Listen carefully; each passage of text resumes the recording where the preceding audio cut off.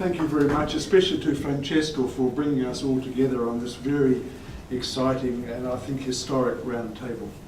I'm giving this paper on behalf of my co-author, Federica VERDINA, who can't be here until the Saturday session of the conference. As a linguist, I'm going to talk about words. As Paula said to us before, terminology is important, and we've focused, Federica and I, on the words used by the first European missionaries in Western Australia and New Zealand in their encounters with the Indigenous people of those two places. The words are important, as Brian Buchan puts it, and I'll read this out because it's long but it's important.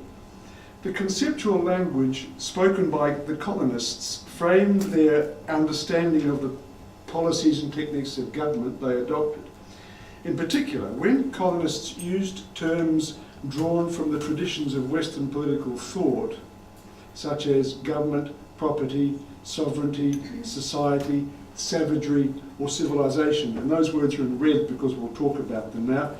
So when colonists used those words, they did not only use them simply as descriptors, rather these terms formed part of a wider discourse in which moral and political claims about themselves and others were advanced.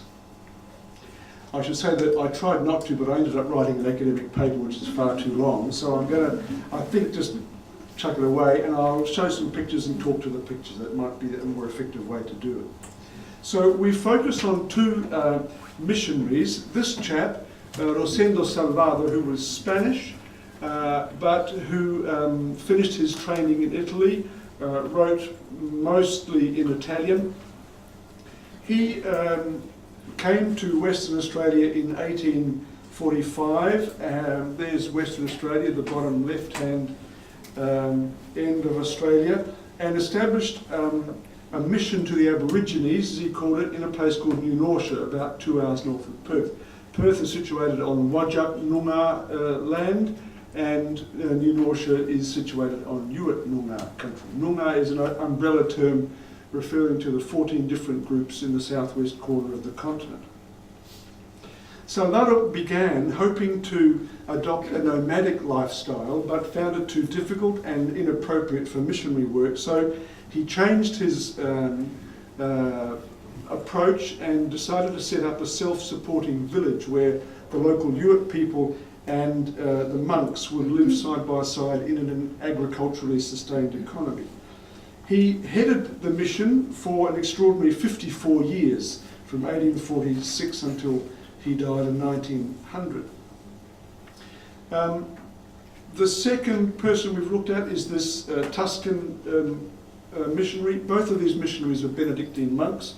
Felice Fagioli spent about 10 years in New Zealand at the end of the 19th century, and when he returned to Italy, wrote a history of New Zealand, which was so explicit in documenting injustice and atrocities in New Zealand that during the 1920s, the British government pressured the Italian authorities to have copies of the book destroyed.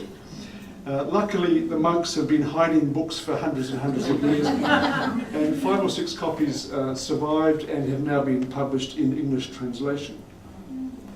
Now, in looking at these two missionaries, and I'm going to focus on Salvador, we looked at the words that they used to refer to the indigenous peoples with whom they lived. And here are the most frequent words used by Salvador. I'll translate them: savage, Australian, native, Aborigine, indigenous, and black. Whereas for Fagioli, the most common words are Maori, New Zealander, savage, native, and indigenous. It's notable that for Fagioli, the most frequently used word is Maori, whereas the word Noongar, or Yuit, is absent in Salvador. And I'm not exactly sure why that is. It may be that the term Noongar was not in fact in common currency among Europeans or even among Noongar at the time. But that's a longer story to be looked at in more detail. So what did these missionaries mean when they used these words to refer to the indigenous people that they were living with? I want to focus mostly on the word savage, because it's the word which you can see is the top of Salvadore's list, and we've also seen the word in the photograph that Francesco showed us from Brazil, the Tre Piccoli Selvaggi. When Salvador left Italy in 1845, he was received by the Pope Gregory XVI, who was a Benedictine monk like he was. And Gregory sent Salvador on his way with these words. He asked him to remember all those apostles who were your brothers, who converted, that word's important, whole peoples and nations to the faith and educate them in the ways of civilized people. Remember, you are setting out on the same road as was trodden by them. Salvador always said that the reason why he was in Australia was to convert and civilize, the two words that the Pope had spoken to him, convert and civilize the Aborigines. What does that mean? The word civilized was a new word. It only came into English in about 1600 and was first used in Italian in 1725. To an educated European like Salvador, the word was etymologically transparent. It clearly came from the Latin cives, and cives means a citizen, a human person who has the rights which accrue from belonging to an organized urban social grouping, a civitas. Now the opposite of civilized, or civilizzato, is savage. And that word was equally transparent in its etymology. It comes from silvaticus, which comes ultimately from silva, which means forest. And so a savage is, literally speaking, a person who lives in a forest as opposed to a person who lives in an urban setting. The word, it's an old word. It was first used for plants and animals, and was used to refer to humans who lived in a state of nature in the 15th and 16th centuries. Now these two terms, civilized and savage, I'll use the English words, civilized and savage, are key terms in Enlightenment theories of human evolution, which were developed in France and in particular Scotland and then other parts of Europe in the 17th and, the 18th and 19th centuries. Now the English use of these terms set them as dichotomous, as opposites with almost nothing in between. There were civilized people and savage people. However, a more continental European view is one I think that Salvador shared, and it was expressed with some authority as late as the early 20th century by Sigmund Freud, who writes this: there are men, this is 1913, there are men still living who, as we believe, stand very near to primitive man, far nearer than we do, whom we therefore regard as his direct heirs and representatives. Such is our view of those whom we describe as savages or half-savages.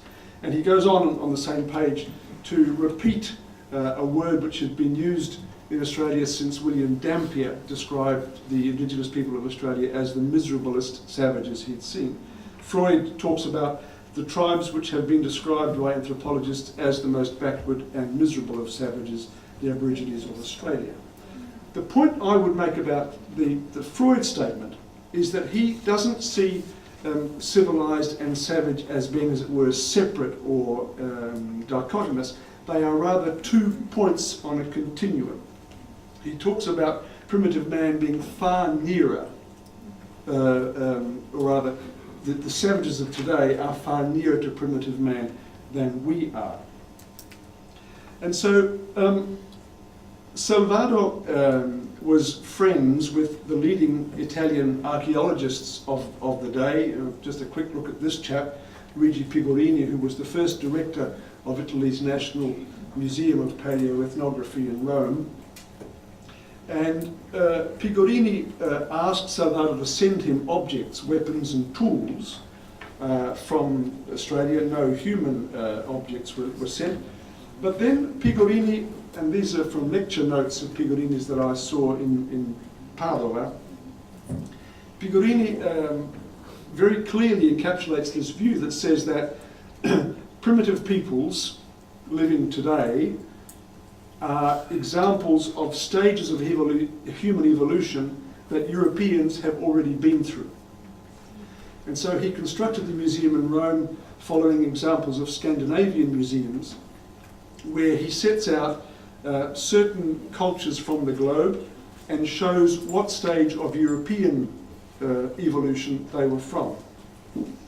So one of his collaborators published an article in 1875 with this plate on the right-hand side. You can see those two objects I've put the red box around.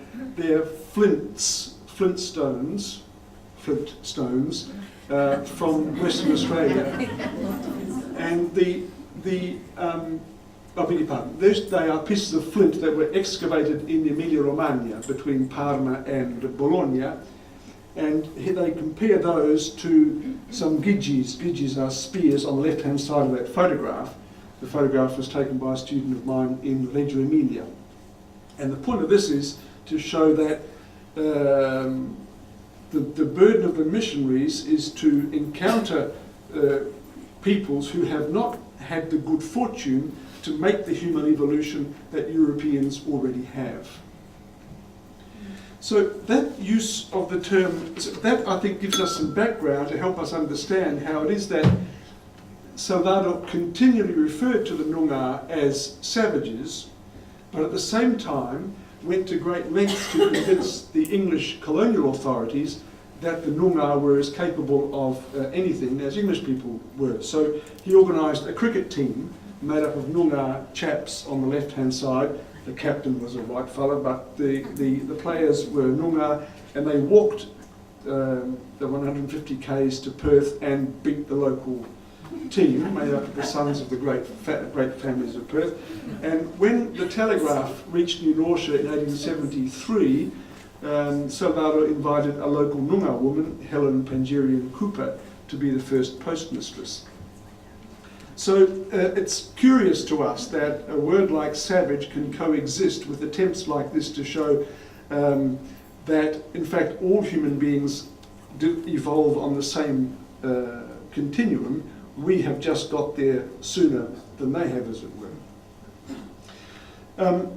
The word savage evolved in Salvador's usage, and there was some sort of slippage, some semantic slippage in the term, so that by the 1870s he's talking about I selvaggi del bosco. Now, bosco is presumably the English word bush, transferred to Italian, or bosco related to it. Strictly speaking, selvaggio del bosco is a tautology, because selvaggio means a person who lives in a bosco, so they're bosco del bosco. So the term seems to be becoming leached somehow of its etymological content, and a little later Salvador starts talking about selvaggi già civilizzati.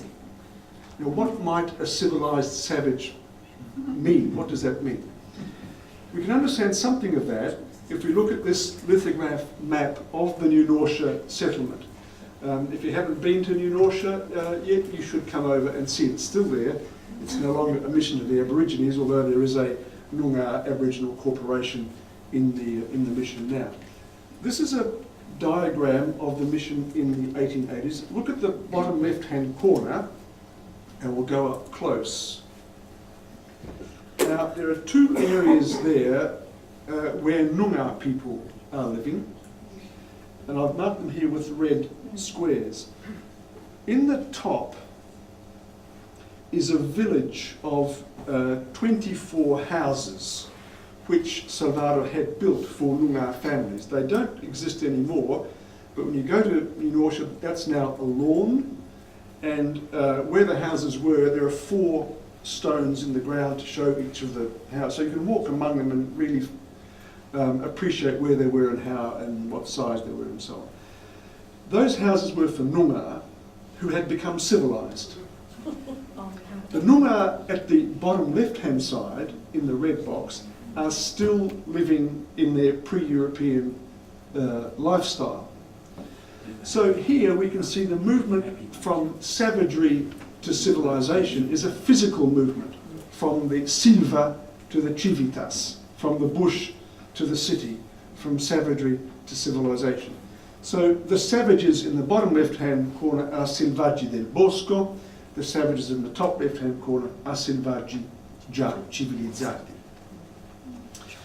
I'll finish by referring to another word which comes into Salvador's lexicon a little, and that is the word native, which became the most common word in English colonial discourse in the 19th century.